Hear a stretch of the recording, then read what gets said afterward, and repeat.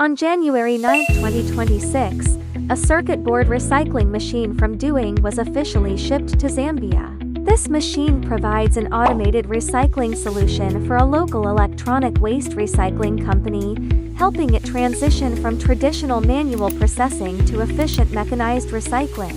Addressing the unstable power supply situation in Zambia, Doing engineers specifically optimized the equipment's energy consumption, effectively reducing overall power consumption while maintaining core performance, thus meeting the client's local operating conditions. Doing's circuit board recycling equipment encompasses crushing, pulverizing, sorting, and dust removal processes, efficiently separating and purifying valuable metals from waste circuit boards, helping clients realize the resource recovery and value creation of electronic waste.